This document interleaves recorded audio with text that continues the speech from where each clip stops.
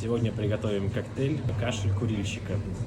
Для этого нам понадобится 45 грамм егермейстера и секретный ингредиент майонез, чайная ложечка. Удобнее было сделать с дойпака, но у нас здесь такой хороший майонез.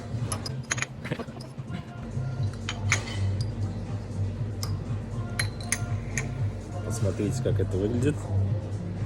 Выглядит так же мерзко, как он и называется. Теперь продегустируем. Ваше здоровье.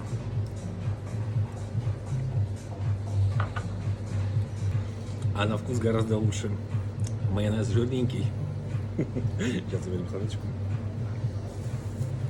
Обволакивает пищевод и можно даже не запивать. Советуем попробовать.